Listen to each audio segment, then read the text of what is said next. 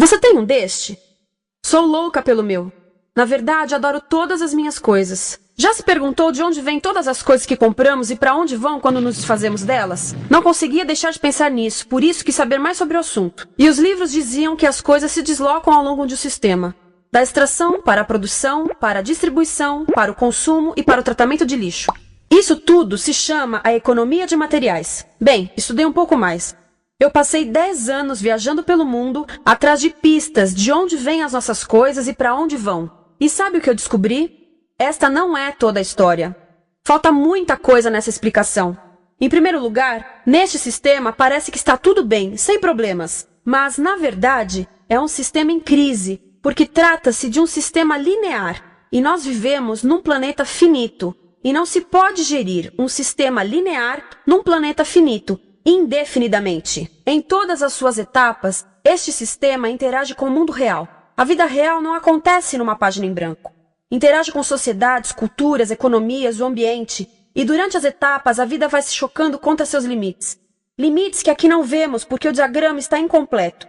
Então voltemos atrás para preencher alguns espaços e ver o que falta. Uma das coisas mais importantes em falta são as pessoas. Sim, pessoas. As pessoas vivem e trabalham em todas as etapas desse sistema, onde algumas são um pouco mais importantes que outras. Algumas têm maior poder de decisão. Quem são elas? Comecemos pelo governo. Meus amigos dizem que eu devia usar um tanque para simbolizar o governo. E isso é uma realidade em muitos países, e cada vez mais também no nosso. Afinal, mais de 50% dos nossos impostos vão para os militares. Mas vou usar uma pessoa para simbolizar o governo, porque acredito nos valores e na visão de que o governo deve ser das pessoas, pelas pessoas, para as pessoas. A função do governo é olhar por nós, cuidar de nós. Esse é o seu trabalho. Depois vem as corporações. O que leva as corporações a parecerem maiores que o governo é porque elas são maiores que o governo. Atualmente, entre as 100 maiores economias da Terra, 51 são corporações.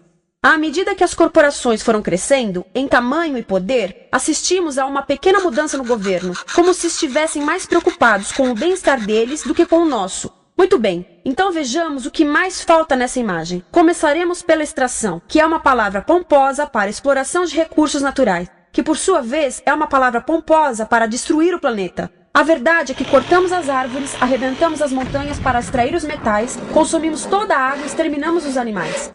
Aqui enfrentamos o nosso primeiro limite. Estamos ficando sem recursos naturais. Estamos utilizando demasiados materiais. Sei que isto pode ser difícil de ouvir, mas é a verdade. Por isso temos que lidar com isso. Durante apenas as 3 últimas décadas, foram consumidos 33% dos recursos naturais do planeta.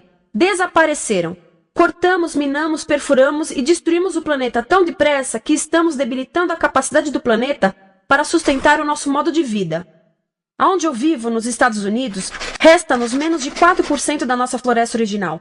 40% dos cursos de água estão impróprios para o consumo. E o nosso problema não é apenas estarmos utilizando demasiados recursos, mas o fato de estarmos utilizando mais do que a nossa parte.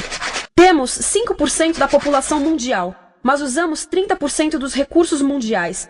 Se todos consumissem ao ritmo dos Estados Unidos, precisaríamos de 3 a 5 planetas. E sabem uma coisa? Só temos um. Então, a resposta do meu país a essa limitação é simplesmente ir tomar dos outros. Este é o terceiro mundo, que alguém dirá tratar-se apenas de uma expressão para designar o local para onde foram as nossas matérias-primas. E o que é que acontece?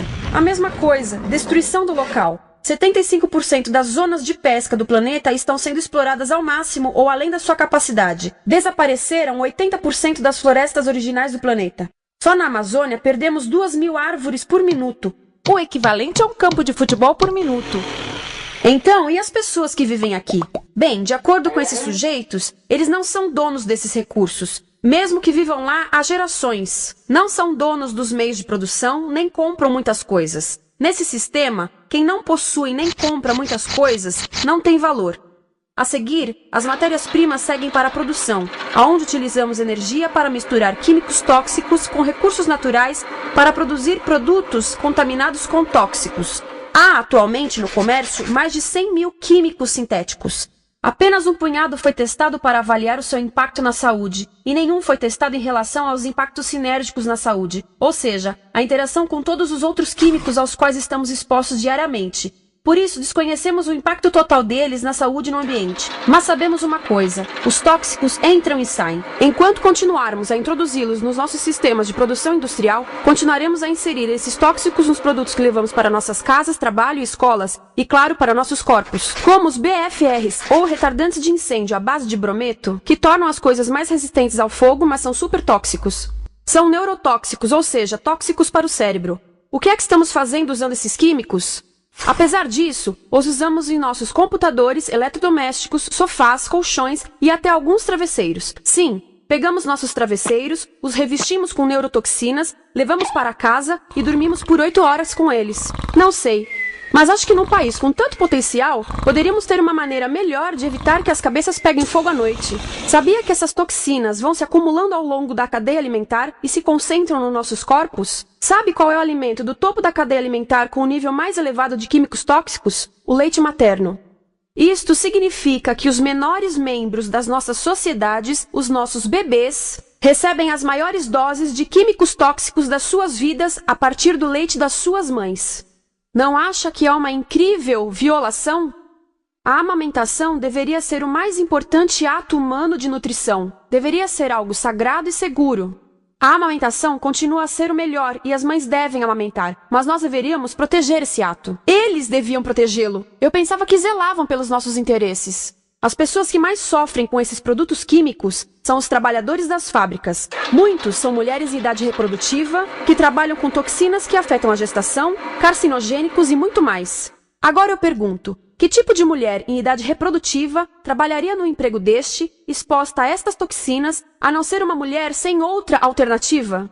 Essa é uma das maravilhas desse sistema. A erosão dos ecossistemas e economias locais aqui garante um fluxo constante de pessoas sem alternativas. No mundo, há 200 mil pessoas por dia se deslocando de ambientes que as sustentaram ao longo de gerações para cidades, onde muitas vivem em bairros de lata, à procura de emprego, por mais tóxico que seja. Não só os recursos são desperdiçados ao longo desse sistema, mas também pessoas, comunidades inteiras são desfeitas. Sim, as toxinas entram e saem. Muitas delas saem das fábricas em produtos, e muitas mais saem como subprodutos, ou poluição. E estamos falando de muita poluição. Nos Estados Unidos, as indústrias admitem liberar mais de 1.800.000 quilos de químicos tóxicos por ano. Deve ser muito mais, porque isso é o que eles admitem. Trata-se de outro limite, porque quem quer ver e respirar 1.800.000 quilos de químicos tóxicos por ano? Então o que eles fazem? Mudam as fábricas poluidoras para o estrangeiro, para poluir outros países. Mas, surpresa, grande parte dessa poluição volta para nós trazida pelo vento. E o que acontece depois de todos os recursos naturais serem transformados em produtos? Passam por aqui, para a distribuição, o que significa vender todo o lixo contaminado com toxinas o mais rápido possível. Aqui, o objetivo é manter os preços baixos, com as pessoas comprando os produtos em constante movimento. Como eles mantêm os preços baixos? Pagam salários baixos aos trabalhadores das lojas e restringem o acesso aos seguros de saúde sempre que podem. Tudo se resume em exteriorizar os custos. O verdadeiro custo da produção não se reflete no preço. Em outras palavras, não pagamos aquilo que compramos. Outro dia estive pensando nisto. Ia a caminho do trabalho e queria ouvir as notícias. Por isso entrei numa loja para comprar um rádio. Encontrei um pequeno rádio verde engraçado que custava $4,99. Na fila do caixa pensei, como $4,99 podem refletir o custo da produção e transporte desse rádio até ele chegar nas minhas mãos? O metal deve ter sido extraído na África do Sul. O petróleo provavelmente do Iraque. O plástico produzido na China e talvez montado por uma criança de 15 anos numa fábrica do México. $4,99 não paga nem o aluguel do espaço ocupado na prateleira, nem parte do salário do empregado que me atendeu, ou as viagens de navio e caminhão que o rádio fez. Foi assim que eu percebi que eu não paguei o valor do rádio. Então, quem pagou? Estas pessoas pagaram com a perda do espaço dos seus recursos naturais. Estas pagaram com a perda do ar puro, com o aumento de doenças como asma e câncer. As crianças do Congo pagaram com o seu futuro, pois 30% delas abandonam a escola para trabalhar nas minas de coltan, um metal que usamos em aparelhos eletrônicos baratos e descartáveis. Estas pessoas pagaram por não ter direito ao seguro de saúde. Ao longo desse sistema, pessoas contribuíram para que eu comprasse o rádio por $4,99. Mas essas contribuições não são registradas por nenhum contabilista. É isto que eu quero dizer com exteriorizar o verdadeiro custo de produção. E isso nos leva à seta dourada do consumo. O coração do sistema, o motor que impulsiona. É tão importante proteger esta seta que se tornou prioridade daqueles dois sujeitos. É por isso que após o 11 de setembro, quando nosso país estava em choque, o presidente Bush poderia ter sugerido fazer luto, rezar, ter esperança, mas não, ele disse para fazermos compras. Compras! Nos tornamos uma nação de consumidores. Nossa principal identidade passou a ser de consumidores. Não mães, professores, agricultores, mas consumidores. Nosso valor é medido e demonstrado pelo quanto contribuímos para esta seta. Quanto consumimos. Não é isso que fazemos? Compramos, compramos, compramos. Manter os produtos circulando. E como circulam? Sabe qual a porcentagem dos produtos que circulam através desse sistema que ainda são usados 6 meses depois da venda na América do Norte? 50%? 20%? Não, 1%. 1. Em outras palavras, 99% das coisas que nós cultivamos, processamos, transformamos, 99% das coisas que percorrem o sistema são lixo em menos de 6 meses. Como é que podemos gerir um planeta com esse nível de rendimento? Mas não foi sempre assim. Hoje, o consumidor médio americano consome o dobro que há 50 anos. Pergunte à sua avó. No tempo dela, a boa gestão, a engenhosidade e a poupança eram valorizados. Então, como é que isso aconteceu? Bem, não aconteceu simplesmente. Foi planejado. Pouco depois da Segunda Guerra Mundial, estes sujeitos estudavam a forma de impulsionar a economia. O analista de vendas Victor Lebow articulou a solução que se tornaria a norma de todo o sistema. Ele disse: a nossa enorme economia produtiva exige que façamos do consumo a nossa forma de vida, que tornemos a compra e uso de bens em rituais, que procuremos a nossa satisfação espiritual, a satisfação do nosso ego no consumo. Precisamos que as coisas sejam consumidas, destruídas, substituídas e descartadas a um ritmo cada vez maior. O conselheiro econômico do presidente Eisenhower disse: o principal objetivo da economia americana é produzir mais bens de consumo. Mais bens de consumo? O nosso principal objetivo? Não é providenciar cuidados médicos, ou educação, ou transportes seguros, ou sustentabilidade, ou justiça? Bens de consumo? Como é que eles nos fizeram adotar esse sistema de forma tão entusiástica? Bem, 2 das suas estratégias mais bem-sucedidas são a obsolescência planejada e a obsolescência perceptiva. A obsolescência planejada é uma outra forma de dizer criado para ir para o lixo. Eles fazem as coisas de modo que sejam inúteis tão rápido quanto possível para jogarmos fora e voltarmos a comprar. Isso é óbvio em sacolas ou copos de plástico, mas verifica-se isso em coisas maiores como esfregões, DVDs, máquinas fotográficas, churrasqueiras, quase tudo. Até computadores. Já reparou que quando compra um computador, a tecnologia muda tão rápido que em poucos anos se torna quase um impedimento para a comunicação? Fiquei curiosa e abri um desses computadores para ver o que tinha dentro. E descobri que a peça que se muda a cada ano é apenas uma pecinha no canto. Mas não se pode mudar apenas essa peça, porque cada nova versão tem um formato diferente. Tem que jogar tudo fora e comprar um novo. Estive lendo sobre o design industrial da década de 50, quando a obsolescência planejada começou a aparecer. Esses designers eram muito claros sobre o assunto. Chegavam a debater quão rápido conseguiam que um aparelho avariasse, mas de modo que o consumidor mantivesse fé suficiente para ir comprar outro. Foi tão intencional, mas as coisas não avariam suficientemente rápido para manter essa seta funcionando. Por isso existe também a obsolescência perceptiva. A obsolescência perceptiva nos convence a jogar fora coisas que ainda são perfeitamente úteis. Como fazem isso? Mudam a aparência das coisas. Por isso, se comprou suas coisas há alguns anos, todos percebem que você não tem contribuído para essa seta. E como o nosso valor depende da nossa contribuição para essa seta, isso pode ser embaraçoso. Por exemplo, se eu tiver o mesmo monitor de computador gordo e branco na minha mesa por 5 anos e a minha colega tiver comprado um computador novo, ela vai ter um monitor plano brilhante que combina com o computador, com o celular e até com as canetas. Ela parece estar operando uma nave espacial e eu pareço que tenho uma máquina de lavar na mesa. A moda é outro bom exemplo. Já se perguntou por que os saltos dos sapatos das mulheres passam de largos para finos num ano e no próximo de finos para largos? Não é por haver um debate sobre qual deles é mais saudável. É porque usar saltos largos num ano de saltos finos mostra que você não contribuiu recentemente para a seta. Por isso não vale tanto quanto a pessoa com saltos finos ao seu lado, ou em um anúncio.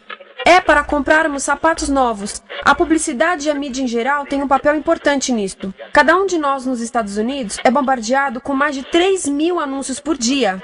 Vemos mais publicidade num ano do que as pessoas há 50 anos viam em toda a vida. Qual é o objetivo de um anúncio, se não nos fazer infelizes com o que temos? Por isso, nos dizem 3.000 vezes por dia que o nosso cabelo está errado, nossa pele, nossa roupa, nossos móveis, nossos carros, nós estamos errados. Mas tudo se resolve se formos às compras. A mídia também ajuda a esconder tudo isto e isto. Por isso, a única parte da economia que vemos são as compras. A extração, produção e envio para o lixo acontecem fora do nosso campo de visão. Por isso, nos Estados Unidos, temos mais coisas do que tivemos antes, mas pesquisas mostram nossa felicidade declinando. Nossa felicidade teve seu pico na década de 50, a mesma época em que a febre consumista explodiu. Coincidência interessante. Acho que sei o porquê. Temos mais coisas, porém menos tempo para o que realmente nos faz felizes. Amigos, família, tempo livre. Estamos trabalhando mais do que nunca. Analistas dizem que não temos tão pouco tempo livre desde a sociedade feudal. E sabem quais são as duas atividades que mais fazemos no pouco tempo livre que temos? Ver televisão e fazer compras. Nós, americanos, passamos 3 a 4 vezes mais tempo comprando do que os europeus. Assim, nessa situação ridícula, vamos trabalhar talvez em 2 empregos, e quando chegamos em casa exaustos e sentamos no sofá novo para ver televisão, os anúncios dizem que não prestamos, então vamos às compras para nos sentirmos melhor. Depois trabalhamos mais para pagar o que compramos e chegamos em casa mais cansados, vemos mais televisão que nos diz para fazermos compras outra vez. E estamos nesse ciclo de trabalhar, ver, comprar, e podíamos simplesmente parar. Então, no final, o que acontece a todas essas coisas que compramos? Nesse ritmo de consumo, não cabe tudo em casa, apesar do tamanho médio das casas ter duplicado nesse país desde os anos 70. Vai tudo pro lixo, e isso nos leva ao tratamento do lixo. Essa é a parte da economia de materiais que conhecemos melhor, porque nós temos de levar o lixo até a esquina. Cada americano produz 2 quilos de lixo por dia, o dobro do que fazíamos há 30 anos. Todo esse lixo ou é despejado num aterro, que é um grande buraco no chão, ou ainda pior, primeiro é incinerado e depois despejado no aterro. As duas formas poluem o ar, o solo, a água, sem esquecer que alteram o clima. A incineração é realmente ruim. Lembra daqueles tóxicos da fase da produção? Bem, queimar o lixo libera esses tóxicos no ar. Pior ainda, produz supertóxicos novos, como a dioxina.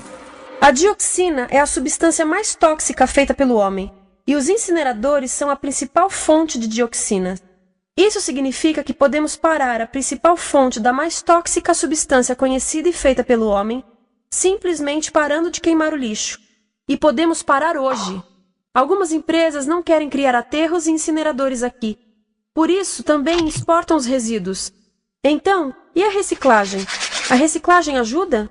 Sim, a reciclagem ajuda. Ela reduz o lixo nessa extremidade e depois reduz a pressão para minerar e colher mais nessa extremidade. Sim, todos devemos reciclar, mas reciclar não é o suficiente. Reciclar nunca será suficiente, por 2 razões. Primeiro, o lixo que vem das nossas casas é apenas a ponta do iceberg. Para cada saco de lixo que deixamos na esquina, 70 sacos de lixo são criados anteriormente, só para fazer o lixo desse saco que deixamos na esquina.